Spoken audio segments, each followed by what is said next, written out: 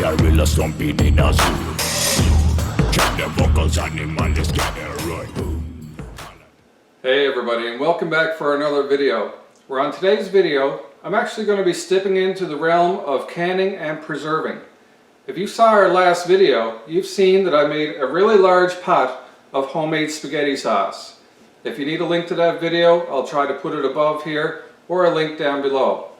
But I got a lot of sauce here. We made about 8 liters. We just finished having supper and I can guarantee you it turned out great. So we don't want that to go to waste. So what we're going to be doing is preserving it and bottling it. And to bottle it, we're going to be using pint-sized jars, mason jars, and those are about 500 milliliters in volume.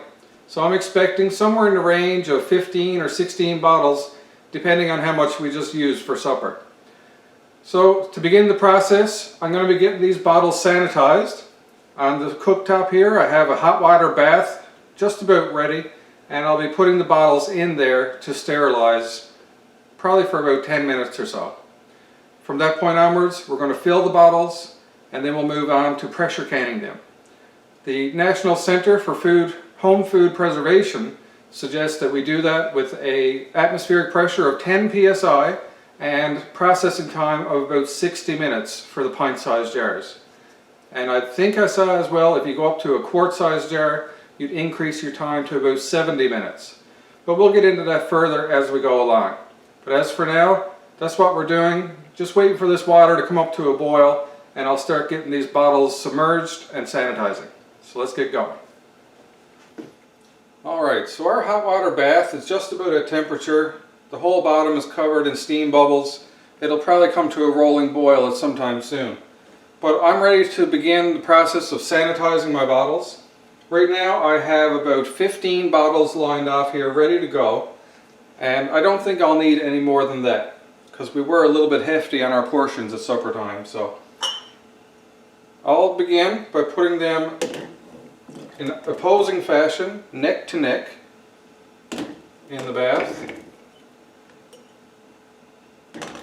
And the boiling water will just help get any last residue off the bottles while also sanitizing them. This is a pretty important step. You want to make sure that no environmental bacteria or anything is getting in the bottles. And you want them prepared and ready to accept the sauce. So what I'm using is actually just a large turkey roaster, which I've filled up with water and brought it up to a boil. And as of right now, this is fitting, I want to say, 10 bottles. So that leaves me with 5 more on the counter. And I'll sterilize those as we're rotating through and getting these ones filled. The other thing you want to do is get your lids. So I'll get all these.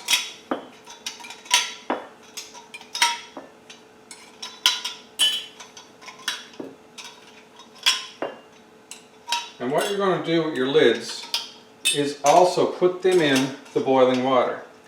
This will sanitize your lids and it will also soften your seal. So get those to go in. Hopefully cover the whole lid inside. Try not to obstruct the mouth of the bottles that are in there having a bath.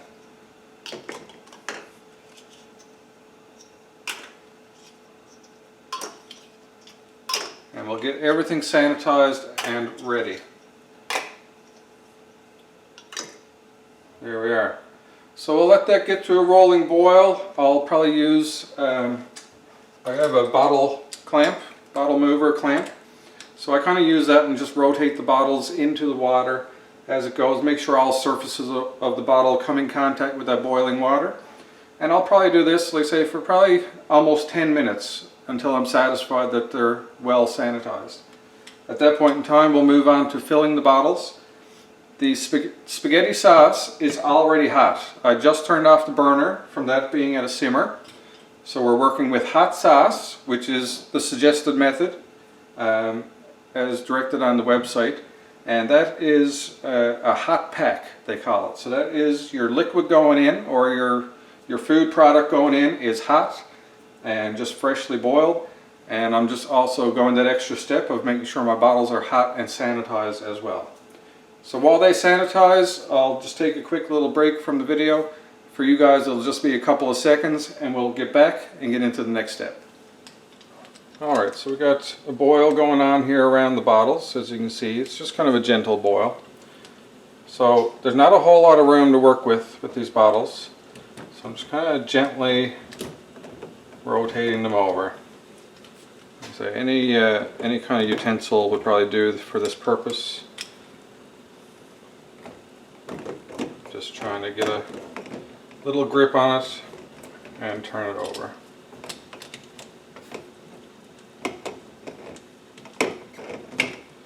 Without bumping them around too much, of course.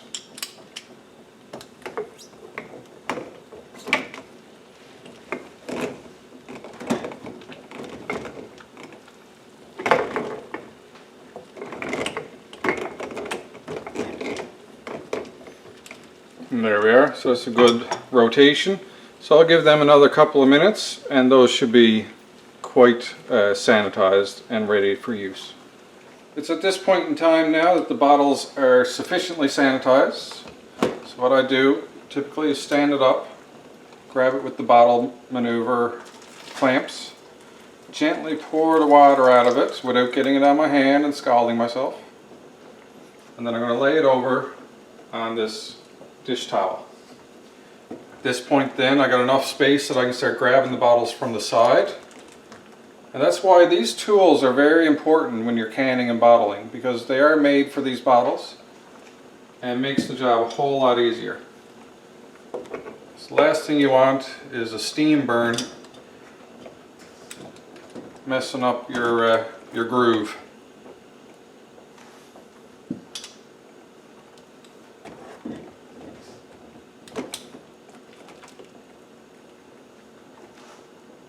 And they give you a pretty secure latch on these bottles, but be ginger with them. You know, don't be too rough or confident. Try to move in a controlled way.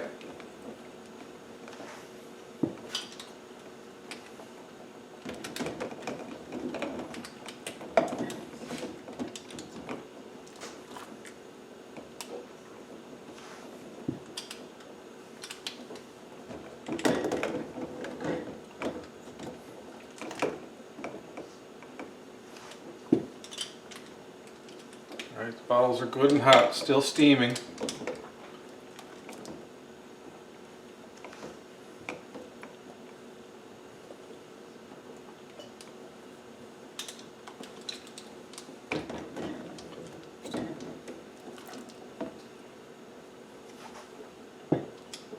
Get all these over in place.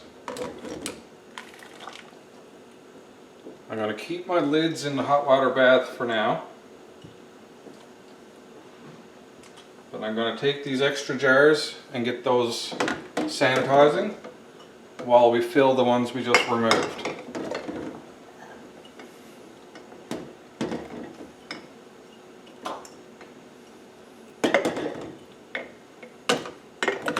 Like so. Alright, so at this point I'm going to grab my ladle, take the lid off my sauce, put that over this way, and I'll give my sauce a good stir just to make sure everything is uniform and to try and make every scoop of sauce be the same, so that way I'm not ending up with more meat in the bottom of my last jars, say. And I'll be doing this throughout as I'm filling. So at this point in time, I'm going to start filling, and then I'll bring you in a little closer and you see exactly what's going on. But you should be able to see pretty well from where you are. So I'll start with my closest bottle and put in my little funnel that comes with my Bernardin canning kit tools. Try to get it as close to the pot as I can. And this is good and clean. It's already been washed and should be no issue there. And I'm going to start off carefully ladling down into the bottle. I'm trying to control as many drips as I can. I don't want to get the neck of the bottle dirty, which could interfere with the seal. And I'm just going up to the neckline of the bottle. leaving just the neck of airspace. Okay, so that's one done. So I'm going to lay my funnel in the next bottle that I'm going to fill, carefully, not to get the neck dirty. Then I'm going to use my next tool, which is the magnet tool, to pick up a lid out of the hot water bath. Carefully center that on the bottle.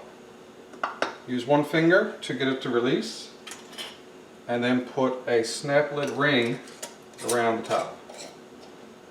And it's going to be very finger loose, just like, I don't know even how to describe how loose it's going to be because the sauce is really hot here.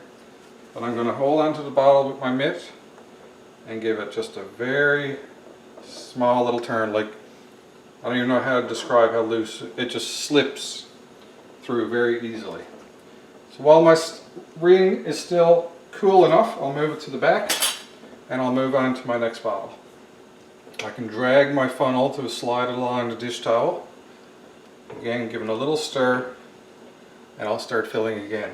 So come on in a little bit closer now. I'll show you the filling process and a little bit more on how this is going. Alrighty, so let's move on to this bottle. Again, making sure not to get the neck dirty.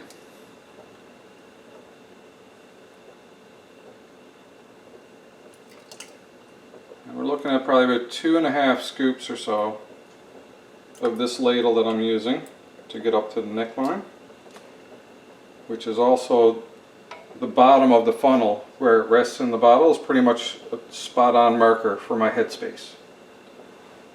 Okay, now I'll go on to another bottle, use the magnet tool, grab a ring, or a lid, sorry.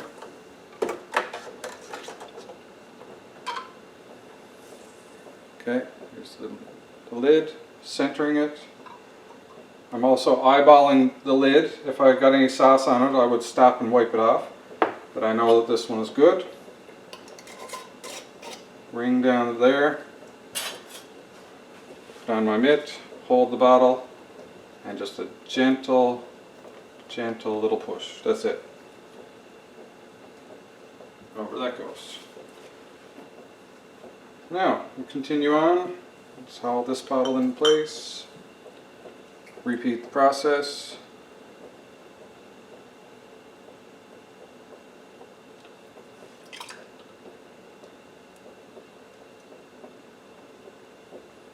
Waiting for a drip. There we go.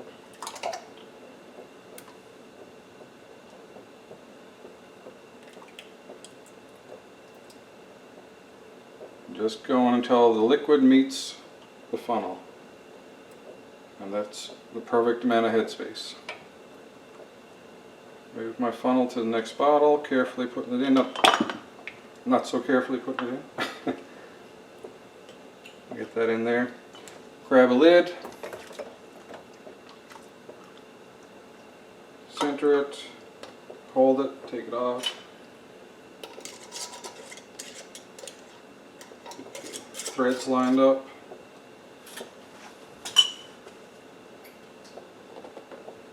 There we are. Very gentle. Gentle. Okay, I'll haul this next one into place. And I'll continue that process now and fill as many bottles as I can. And I'll probably put a little fast forward video of me getting these filled up just so all the content is there. And I'll be right back with you once it's all full.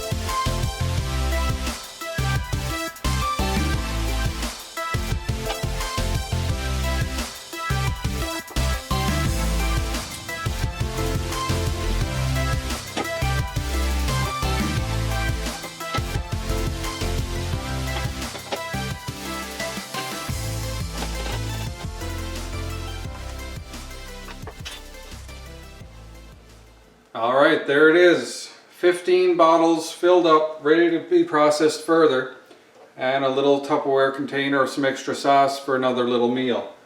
This one never had exactly enough for another bottle, so 15 it was, but I'm sure if we were a little bit lighter on our supper, we would have got the 16th bottle. Alright, so at this point now, everything is hot packed into sterile bottles or sanitized bottles. So we're going to move on to the pressure canner. So the pressure canner I have, and I have the box here for it just to show you, and I keep it stored in this box is why I still have it, in case you're wondering. But this is a Miro 22 quart or 20.8 liter pressure canner. And I can actually show you on this side. This is a pressure canner. Now, people will have you believe that pressure cookers, pressure canners are different, and that a pressure canner must have a gauge and all that kind of stuff. But I've found that this works just fine. It has a 10 psi weight that goes on the top. It'll keep it at a constant 10 psi. I keep it within the temperature range to keep that 10 psi active, and really that meets all the conditions for a constant environment for pressure canning. So if you're either a bit confused about all that, I'm not the guy to totally explain it all to you. I just know this pressure canner works. It says Miro on the box, but t-fal I believe is the actual other name for it. It's the same pressure canner sold but under two different names. And I have both. I have the Miro and I have a t-fal downstairs, both 22 quart, and they're both exactly the same. No gauge. It's just done by the weight and by the actual technique. You bring these up to heat until there's a constant spurring of steam. Then you back your heat off until you just get a little whistle and spatter every 30 to 45 seconds or a minute or so. And then you know it's staying at temperature. That should be a lot easier. Where I'm using a propane cooktop, I have a little more control over instant heat. And hopefully that'll help to control the heat with this. So that's a little blurb on that. This pressure canner has many safety features, so you shouldn't need to worry about blowing up your house with this thing. There is an emergency vent here in case this one were to fail.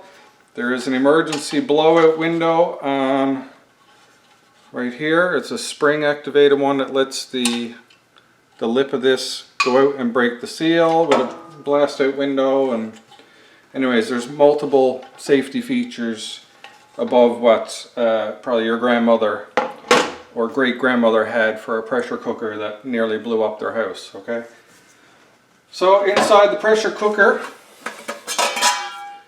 it's just like a pot, soup pot. Difference being we have a plate here. This can come with it or separate. This one came with it. So that will go down in the bottom first, and that will prevent the heat from directly going into your bottles. Alright, at that point you put about 2 inches of water in here, which I will do now just so we're doing the whole process together. And then we'll get to adding our bottles and our second layer of bottles, because where we're using pint bottles we can do 2 layers in this. So we'll get that sorted together. So I'll go put a couple inches of water in this and be right back. Alright, so I got a couple inches of water in there, as you can see. Okay, just barely covers over the plate. So at this point now we can start adding in bottles. And I'll use my bottle tool for that, because the necks have heated up. So big thing with this is to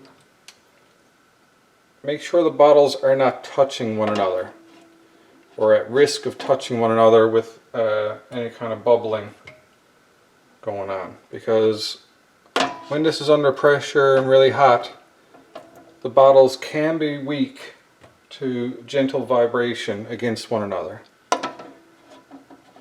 So give them ample space. And we'll see what we fit in here. So 6, Looks like we're going to fit 7. Okay, and you can organize your layers like that. Then another plate goes in,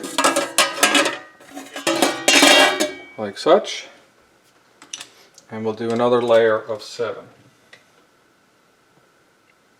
So we'll just start in the middle with this one to anchor the plate in place. And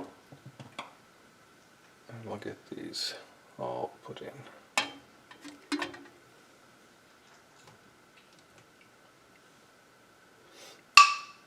You can hear the bottles, a lot of them are already sealing themselves, but that's alright, the pressure canner will heat them back up again. But since this is only taken 7 per layer, which is 14 total, I'm going to have an extra bottle, and I'll keep that outside and marked separately, so we just eat that first and we can just keep it up here with us. But the rest will be finely processed and good for the pantry for an extended period of time. We kind of go with a 2-year maximum on our bottled goods because we find the taste just starts to go dull. Alright, so I'll pan back here now and we'll seal this up and get it going. Alright, so I'm going to move this in over the main burner. That is ready. And I'll get the top on. And this has interlocking parts, and there's only one way it can go together. It will not go together unless you're lined up correctly. Finding out the correct way can be a little bit of a task sometimes. There is an arrow here. I think the other arrow may be on the other side. Let's see.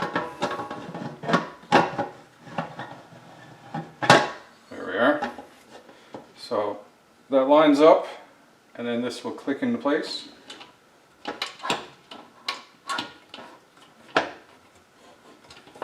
There we are, we're locked in. Okay, so at this point in time, I'm going to put it up on max. Here's my 10-pound weight, 10 psi. Put that on. We're going to let this go until this weight is constantly hissing steam. Then I'll back the heat off until we have a periodic hiss of steam. Like I said, every 30 to 60 seconds. And that's when we know it's maintaining pressure around that 10 psi area. So this will take a little bit just to get those couple inches of water boiling, build up some steam. And I'll come right back once we're starting to get a little hiss out of it. Alright, so I'm just here waiting for this to get boiling and get the steam rolling. And I think I wanted to correct myself on one thing. I believe, and I'm not 100% sure, so maybe I'm not correcting myself at all, but I think you're supposed to wait until you get a full steam spout coming out here. Then you put your weight on, and then you wait for it to start hissing and spinning and stuff like that. So that's what I'm waiting for right now, is for a steady stream of steam to start coming out of the vent. And then we'll go ahead with this. Alright, so I think we're getting close now to our steam. A couple little water droplets have come out of the top vent there. So when we get a steady run of steam, you may be able to see a few water drops coming out there now. So I can see the steam at this point in time. We're starting to get more water droplets. So we're getting close to putting the weight on. I'm going to use an oven mitt to put the weight on just to avoid steam, because steam is pretty hot. But I also want to make sure the vent is functioning properly. I did inspect the vent before we started, just so you know that as well. So we're definitely up to a boil inside the pot right now. I'm seeing a pretty steady stream of steam. So I'm going to go ahead and put our weight on. I don't know, we may see more vigorous steam before I put it on, just for experimentation and knowledge sake. I can feel the rolling boil inside the pot. It's becoming more and more rolling and aggressive.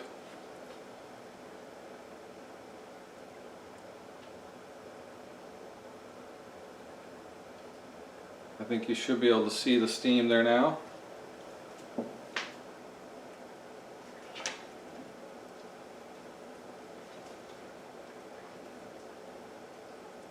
So I'm going to go ahead and place the weight. This is a 10-pound weight. Now the Home Food Preserving Society, or whatever that website is, they said an 11-pound weight, but I don't have an 11-pound weight. I have a 5, 10, and a 15, I believe. So we'll let this one do its magic, and we should be able to notice it build up pressure, and the weight will start to rock or dance around a bit and kind of hiss steam out, and that's totally normal. And then we'll back the heat off a little bit. So one thing on this pot as well, over on this right handle right here is a little pressure switch, and when this pot is under pressure, this should come up and indicate red, which shows that the contents is under pressure. So right now I'm seeing a bit of steam leaking around that area, and hopefully we'll see that pop up into place. I haven't used this pressure canner in a while, so hopefully all the safety functions are still intact.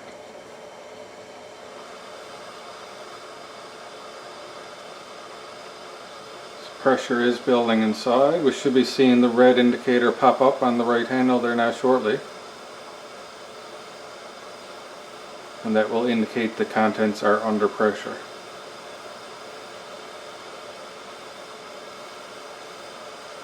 You see more and more steam coming out there. Eventually it'll be enough steam to force, here it comes. So it'll continue to push that up until it fully seals.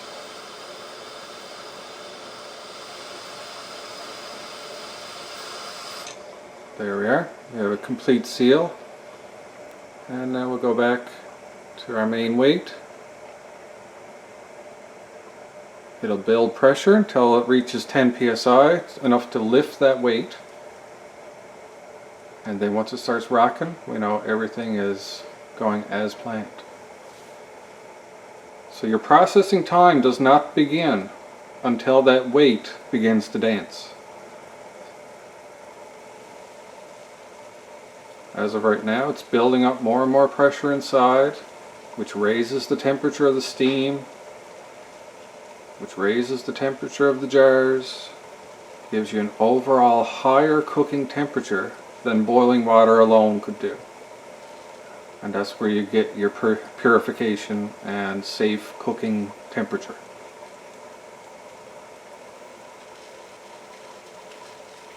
So I'm starting to see some water bubbles at the base of the weight. So we're getting close to that weight beginning to move.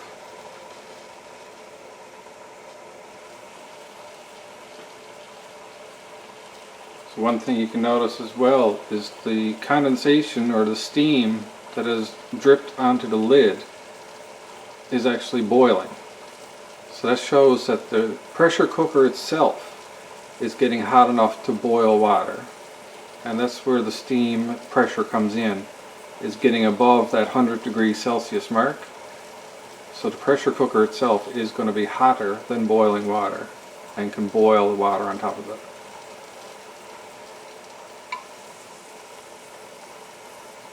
So we should soon start seeing that weight lift up and start to vent steam.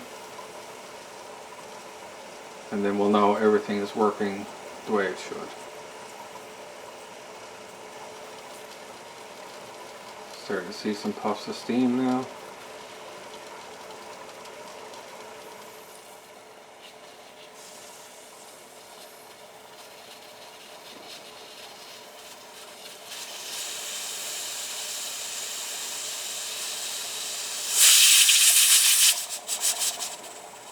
And there we are. We've hit 10 psi. So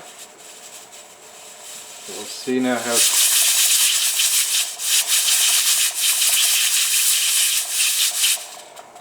So we'll see how steady that goes. If we have enough delay in between, we'll keep the heat where it is. But we should, as it continues to heat up a little more, we'll probably get this a bit too regularly, and I'll dial the heat back just a little bit.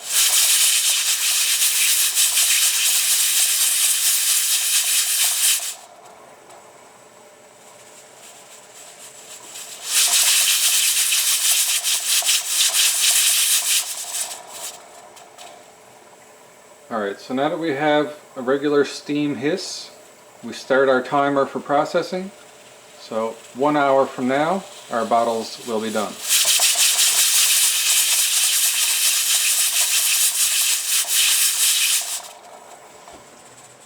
Alright, so far so good.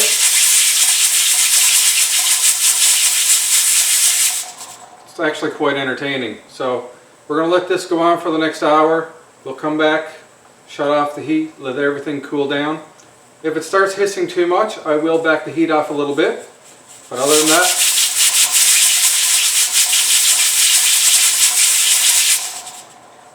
that's not a bad rate right now. I may back her off just a little bit, but for the most part, so far so good. So, for me, it'll be an hour from now. For you guys, it'll be a couple of seconds. We'll see you right back when this is done. Alright everybody, welcome back. We're just about at the 1 hour mark. Still going strong with the little hissing. And on the display behind me, we're at 6 seconds for a full 1 hour of processing time. So at this point, I'm going to cancel this. And heat goes to off. So heat is off. Now you don't touch it. Alright. From here on out, this is going to be a mystery pot. Alright, we got to wait for this thing to cool all the way down. The safety button will go back down. The actual pressure canner itself should be, room temperature to touch or just slightly warm.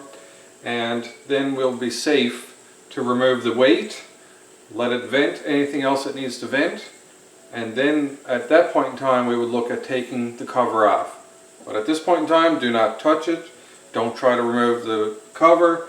Don't haul off the weight. Alright, just leave it be. And we'll come back and look in our mystery pot. I never heard any bottles breaking or anything like that, but that doesn't mean it never happened. Alright, this is just a sealed little mystery capsule now until it's cooled off. And then we'll find out how everything went. And if everything reached temperature, we may have some bottles in there that are still actually boiling and bubbling. So that'd be kind of the money shot in this whole process. I love seeing the bubbling continuing. Bottles bubbling on the counter is always fun to see. But if we don't see it, we don't see it. But we'll find out when this is cooled off. We'll come back and open it up. See you there. Alright, I'm back. Our little safety button is down, so pressure should be relieved. I actually got distracted for a little bit there, so I probably let this cool down a bit longer than I intended for the video purpose, but no steam left there. So we should be safe to crack her open. Still lots of steam.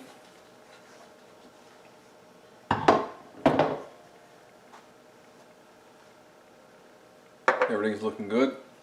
So I'm going to go ahead, start removing some jars, and once I got them all out, I'll bring you guys in close. We'll have a look at the finished product. So far nothing on top is cracked or leaking from what I can see. So hopefully that continues.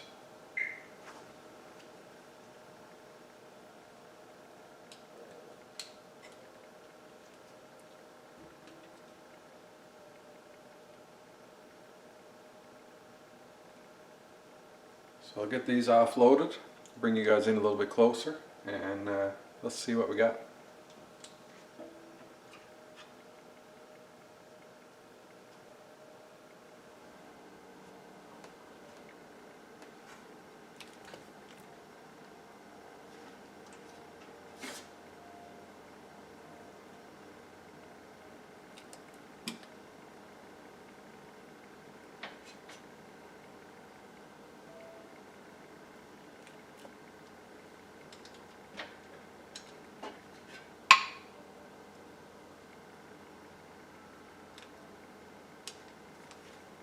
I'm just going to zoom you guys in on this last one that I took out here. See if you guys can see it. Alright, so there you can see that that one is still bubbling. It just shows how hot these get.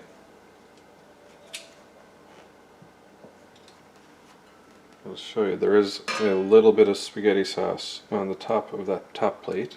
Not a big amount though. Being very careful with these bottles. They're still piping hot. I have trouble to hear them sealing as they're starting to cool in the air. And there you have it. That is 14 bottles of pressure canned spaghetti sauce. And they're just sealing up there as we talk. Alright, so far so good as far as the seals go. Once everything is cooled down, then I'll check the seals, make sure everything's alright. If there's anything that hasn't sealed properly, we'll just put that in line to eat that first. But for the most part, everything seems to be sealing up nicely from what I'm seeing. And I'd say that is a job well done. Alright, so I think that's a pretty good spot to finish off the video. Hopefully this has kind of taken the mysticism away from using a pressure canner. I know a lot of people are very hesitant to use them, but the newer ones now, like I say, they got so many safety features built into them.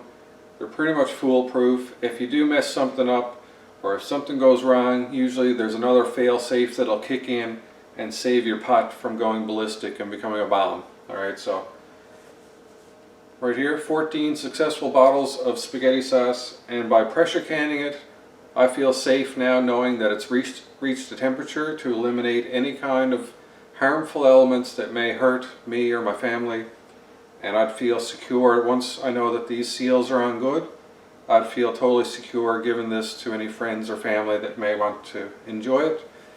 But otherwise we'll be enjoying lots of spaghetti sauce ourselves over the coming months.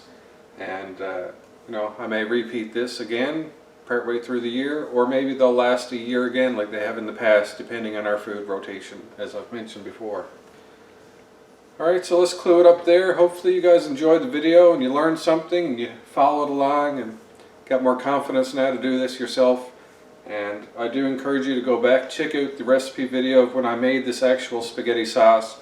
I find it's a delicious sauce, and I've honed in on the recipe over the years of being out on my own and cooking and learning how to cook. And this is the spaghetti sauce that I've come up with and what I've stuck with now for numerous years. And I think you would enjoy this recipe as well. So until next video, hope you're happy, hope you're healthy, take care of each other, and peace out.